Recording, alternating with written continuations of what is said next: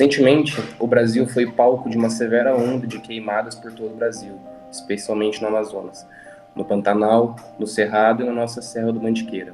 Segundo dados do INPE, a Amazônia é o bioma mais afetado pelas queimadas de 2020. 45% dos casos registrados no país durante o ano ocorreram nessa região.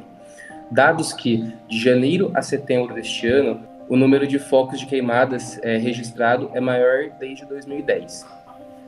Na nossa Serra do Mantiqueira, um incêndio ocorreu em meados de julho e agosto deste ano e devastou quase 600 hectares de vegetação nativa, botando em risco diversos animais que correm risco de extinção e os próprios seres humanos, pois a força do fogo fez com que ele chegasse na área urbana. Pensando nessas questões, estamos com o biólogo e professor de educação ambiental pelo Colégio Integrado de São Francisco, no Mogi Guaçu, Carlos Azevedo. Bom dia, Carlos, tudo bem? Bom dia, Bruno, tudo bem e você? Tudo ótimo. Bom, Carlos, o nosso intuito aqui é levar conhecimento para a população, né, para os alunos, para que eles possam agir com inteligência ao presenciar uma cena lastimável como essa que a gente presenciou aí no meio do ano.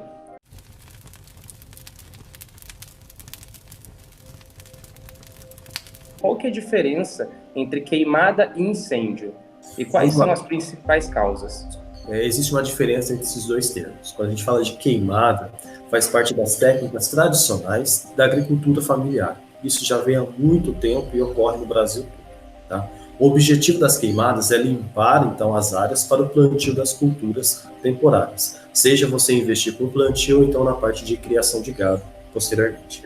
As cinzas, elas contribuem com a fertilidade no primeiro momento, porém, o fogo decorrente, né, ele acaba deixando o solo pobre, ou seja, o solo acaba perdendo bastante umidade, inclusive a parte de nutrientes.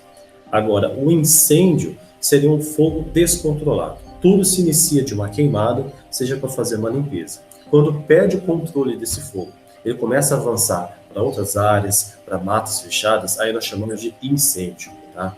Segundo o Corpo de Bombeiros, ele classifica como incêndio florestal o incêndio em vegetação, tanto em área rural quanto em fragmentos de vegetação.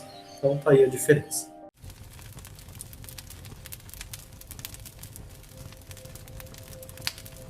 Quais são os impactos negativos causados pelas queimadas no meio ambiente? Olha, são vários, Bruno. Além das labaredas e grandes colunas aí de fumaça, as queimadas acabam provocando efeitos danosos e a longo prazo, porque não são imediatamente visíveis. Olha só como que acontece. As queimadas, a gente sabe que destrói todo o ecossistema, destrói a parte de vegetação, ela provoca a morte tanto da parte da fauna quanto da parte da flora, tá? E trazem grandes prejuízos para a biodiversidade, além de outros impactos ambientais. O calor do fogo, por exemplo, ele altera as características físicas e químicas do solo, elimina os micro-organismos que estão presentes ali no solo, que fazem a decomposição da matéria orgânica, que é essencial para o crescimento das plantas, tá? E também para a ciclagem de nutrientes no solo.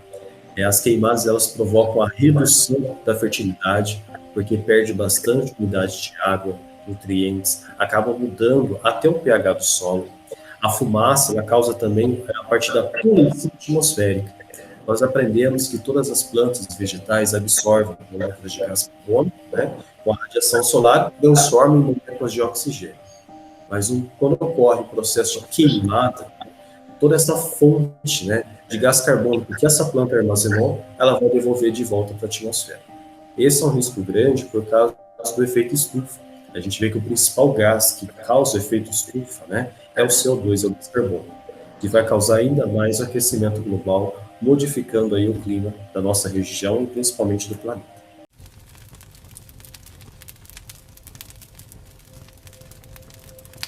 Os animais, eles são diretamente afetados com as queimadas, né?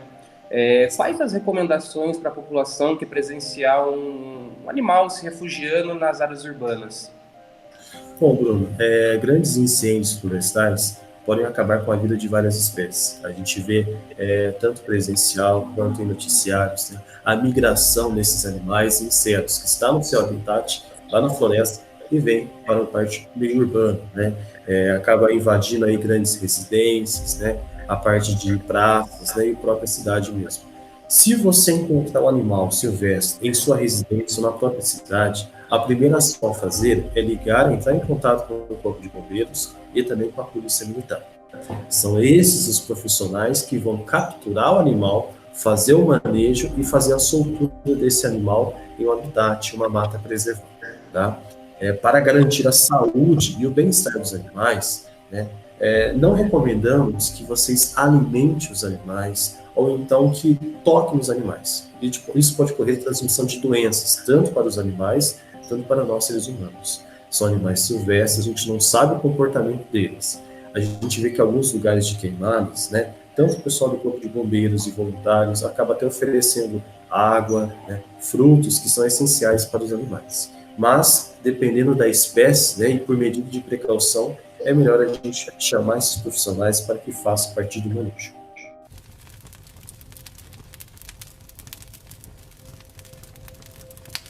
Como conscientizar a população para evitar que essas possíveis queimadas no meio ambiente? Olha, nesses últimos meses, né, quando a gente fala, né, do tempo de agosto a outubro, são os que mais registram focos de incêndio, né? Porque a gente está passando por um período de estiagem, ou seja, sem chuva, né? E sem chuva a gente vê que a vegetação, né, ela fica seca, né, tem bastante folhas, né, que caem ali no solo. Ainda mais a nossa região, não só São João da Boa Vista, mas a região, a gente tem bastante fragmentos, né, de Mata Atlântica e Cerradão. Tá? Então, esse tempo aí é propício, né, a qualquer foco de incêndio.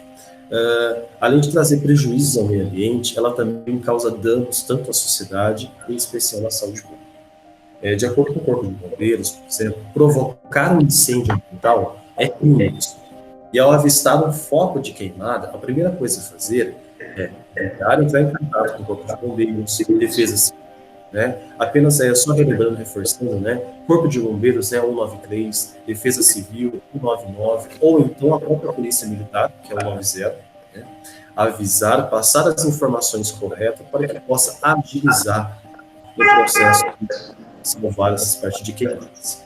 Algumas dicas fundamentais para a gente evitar que aconteçam esses desastres naturais. Por exemplo, jamais atear fogo em área de vegetação, áreas roçadas, ou a parte de desmatar, sem devida autorização do órgão ambiental.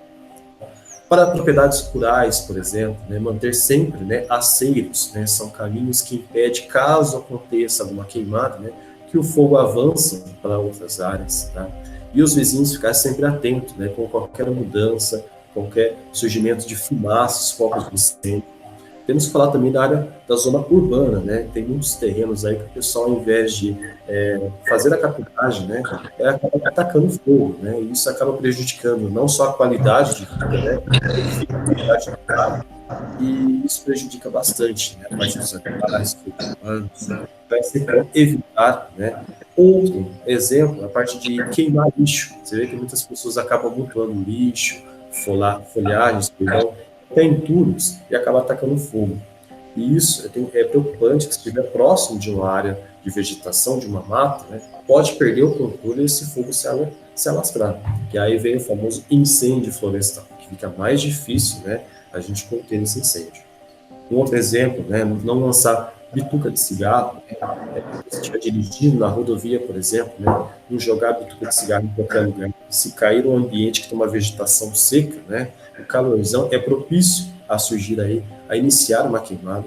E não soltar balões, né, por mais que também é crime a gente soltar balão, mas em muitos lugares, né, o balão pode estar caindo, né, tendo, né, aceso, né, o fogo, né, e pode estar queimando a vegetação, cair sobre residências e causar aí grandes problemas.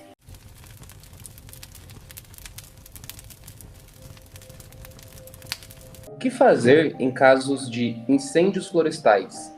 Bom, Bruno, em casos de incêndios florestais próximos a residências ou em áreas de vegetação isolada, o melhor a fazer é chamar o Corpo de Bombeiros, através do número 193, tá? E informar o Corpo de Bombeiros da localidade, se possível, em detalhes, para que os profissionais possam ter agilidade de chegar ao local e conter as chamas, tá? É uma coisa que eu sempre alerto, pessoal, nunca tente apagar o fogo sozinho, tá? Aguarde o auxílio, aguarde uma equipe e aí sim você tenta ajudar. Tudo bem, pessoal?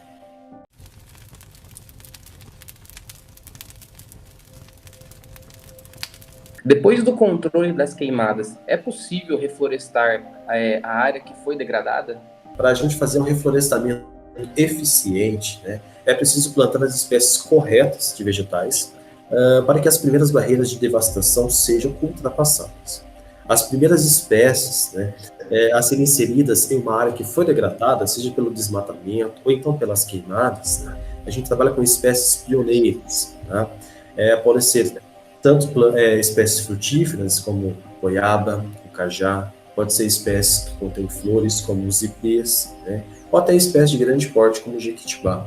São espécies que são adaptadas em ambiente que tem pouca umidade e poucos nutrientes, que é características de áreas que foram queimadas. Tá? Depois a gente entra, né, com a parte de plantio de espécies não pioneiras. São aquelas espécies que têm um crescimento mais lento, mas que precisam de grandes nutrientes. Né? Essas espécies pioneiras, ela não só adapta, né, por esses ambientes, mas ela libera bastante nutrientes. Né? A gente tem um adubo natural que é essencial para que essas outras espécies possam crescer de uma forma mais lenta, mais tranquila.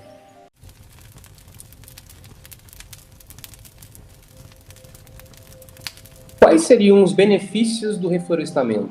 O processo de reflorestamento é muito importante para o meio ambiente, né? Uma vez que garante tanto a preservação dos lençóis freáticos, do solo, da qualidade do ar, além de diversos outros benefícios ambientais. Por exemplo, é importante na parte de preservação e recuperação de ecossistemas degradados, né, que sofreram aí desastres, né, naturais, controle da erosão do solo e prevenção, né, de deslizamento de terra. O que mais? Fornecimento de abrigo, né, e alimentação para espécies de faunas, né? Retenção de poluentes atmosféricos. A gente sabe que as plantas, elas não só absorvem o gás carbônico, mas outros poluentes atmosféricos, reduzindo então a poluição atmosférica. Isso também acaba reduzindo os efeitos, né, do aquecimento global, que é aumentar a temperatura, né? Tem a parte de paisagismo, né, embelezamento de paisagem e redução da poluição acústica das cidades e controle da temperatura, né? Fica um ambiente mais fresco, mais limpo, mais conservado, né? A gente às vezes sofre um pouquinho com o calor, né, na época do verão, mas quanto mais árvores a gente plantar, melhor será a preservação do meio ambiente, a preservação aí das florestas e contribui para o ambiente, uma qualidade do ar bem melhor, né, para a gente poder respirar tranquilo e também com a parte paisagística. Maravilha, Carlos. A gente agradece muito a sua participação. Você tem mais alguma consideração? Olha, o que eu tenho a dizer a vocês, né? A gente está enfrentando não só na região aqui, mas todo ano a gente vê vários focos de incêndios, desmatamento, o pessoal aí jogando lixo em um local inadequado. Então é mais a compreensão, né, de vocês e de preservar o meio ambiente. Né? Todo mundo sabe o que tem que ser feito para preservar, mas a gente tem que colocar isso em prática. É muito simples a gente separar o nosso lixo, né?